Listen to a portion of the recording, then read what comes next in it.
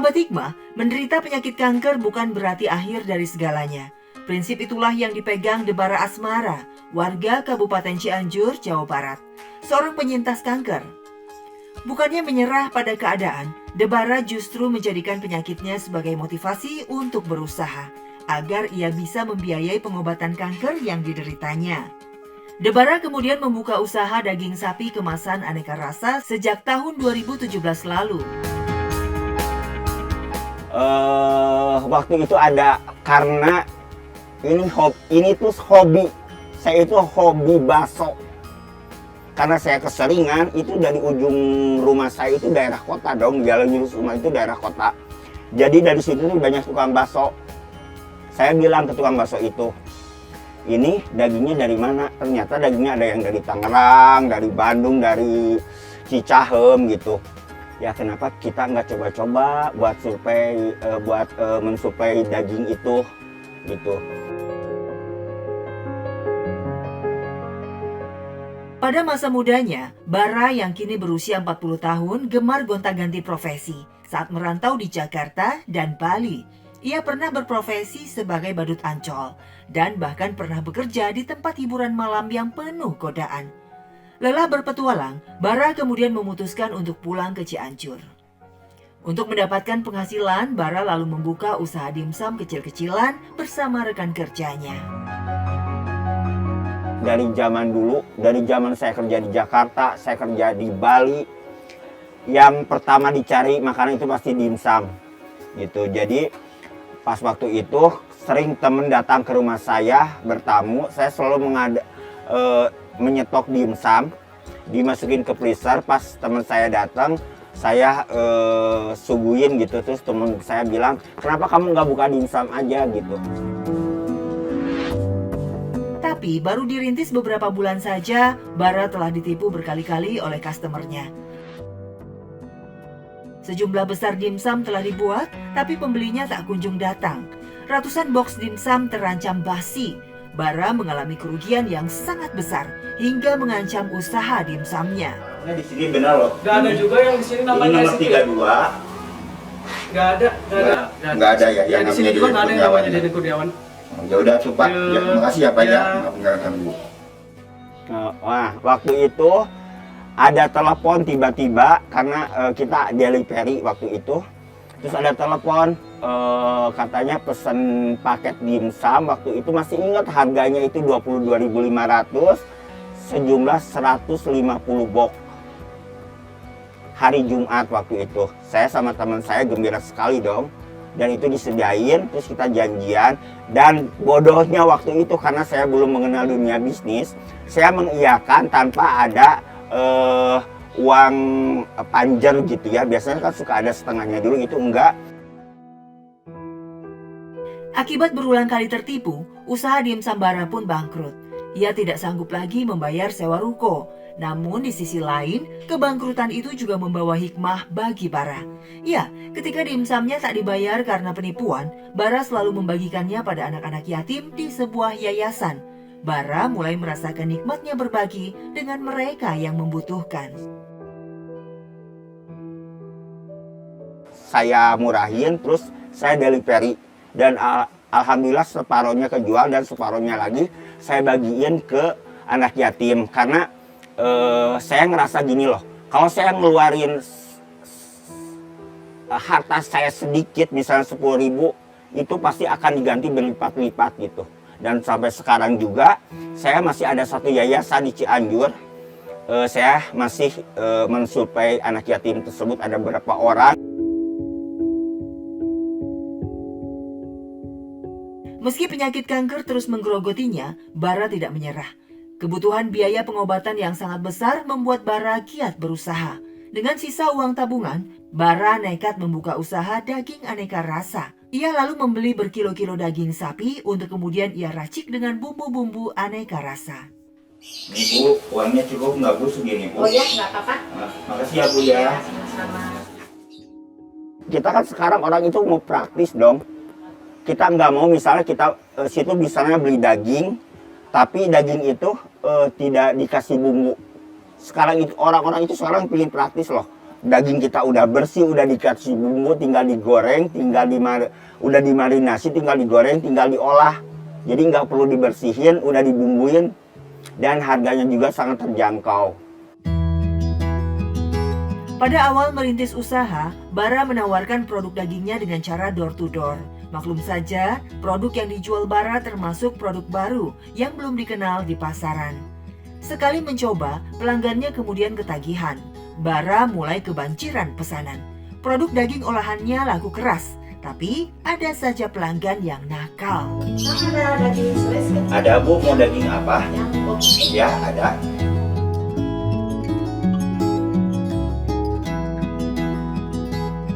Bentar ya Bang ya, aku nggak bawa uang. Ambil dulu di depan di rumah ya. Ini udah 1 jam lebih lagi. Benar ini kena tidur lagi, subhanallah. Oke, apa sih uangnya nanti ditransfer gitu ya? Saya percaya aja lah dengan itu ya, karena is oke lah. Dan sampai sekarang alhamdulillah belum ditransfer, tapi saya ya udahlah, mungkin bukan rezeki saya. Itu udah, kalau di dalam bisnis itu ya, itu yang namanya ketipu itu udah lumrah.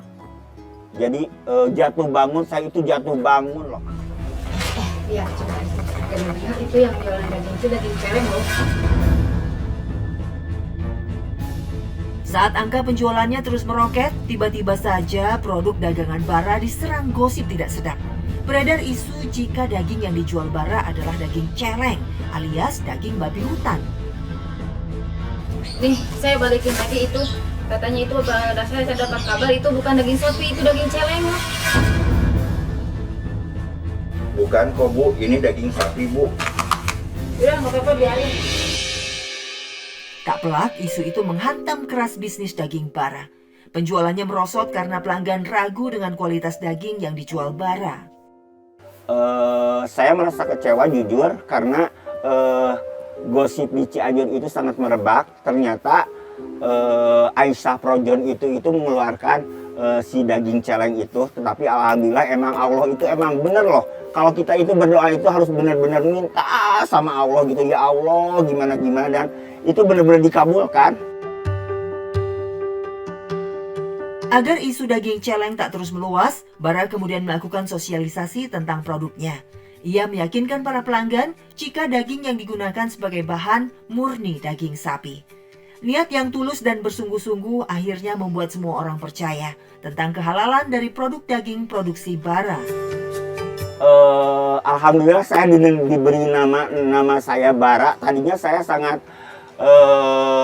tidak mau saya dipanggil Bara gitu. Ternyata nama Bara itu menjadi saya lebih kuat gitu. Ternyata bapak saya itu tidak sia-sia memberikan nama saya Bara menjadi orang yang kuat gitu. Halo Pak, ini stok daging udah mulai habis, bisa dikirim nggak 100 kilo ya? Setelah terlepas dari isu daging celeng, bisnis daging sapi aneka rasa milik Bara maju pesat. Pemasaran dilakukan secara offline dan online.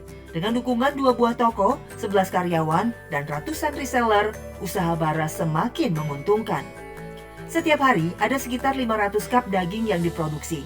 Terdiri 4 varian rasa, masing-masing gyoza, teriyaki, manis asin, dan rasa pedas.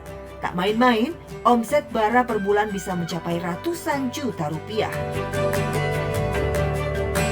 Kesulitannya cara motong daging. Cara motong daging karena itu harus sama, kita harus ketipisannya itu harus benar tipis, karena kalau nggak tipis si bumbunya itu nggak bakal meresap. Gitu, karena kita ada beberapa varian, kecuali kayak iga gitu yang dipotong-potong itu is oke lah, kita nggak ada masalah. Justru yang masalah itu yang slice-nya itu. Kesuksesan bisnis daging sapinya semakin menambah kebahagiaan Bara yang telah sembuh dari penyakit kankernya. Padahal, menurut dokter, hidup Bara tidak akan bisa bertahan lama setelah diketahui mengidap kanker getah bening stadium 4. Seperti sabda Rasulullah SAW dalam hadis riwayat Muslim, tidaklah menimpa seorang mukmin rasa sakit yang terus-menerus, kepayahan penyakit, dan juga kesedihan, bahkan sampai kesusahan yang menyusahkannya, melainkan akan dihapuskan dengannya dosa-dosanya.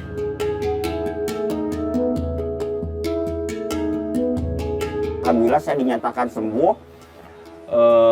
Berat badan saya bisa naik lagi, saya bisa makan enak, dan itu suatu rahmat dari Allah sebenarnya makan enak bagi saya. Karena pas waktu sakit itu benar-benar makan apa aja itu terasa tidak enak gitu.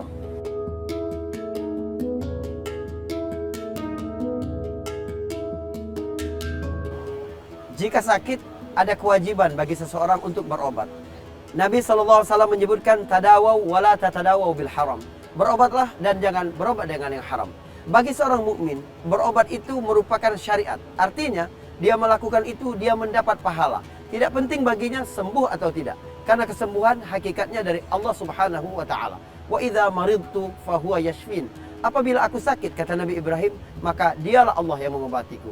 Jadi, kita berobat, pergi ke dokter, minum macam-macam obat. Itu adalah ikhtiar kita selaku manusia. Tapi banyak sekali realita dalam kehidupan ditunjukkan oleh Allah Subhanahu wa taala bahwa seseorang sembuh bukan karena obatnya. Segala sesuatu, nasib, kesembuhan, rezeki di tangan Allah Subhanahu wa taala. Menggali hikmah, menuai berkah. Assalamualaikum warahmatullahi wabarakatuh. Orang sini nggak bakalan bisa keluar negeri, pesawatnya mahal. Songong banget. Hoi pengumuman, gue lagi bagi baju dari Thailand. Gak perlu gitu-gitu juga. Biasa kan tiap minggu kita ngasih nasi box mah. Biasa deh, orang kaya kan mah mampu. Mama mau. Lu ngasih nasi box 1 di videoin. Biar menginspirasi orang-orang. Sombong amat.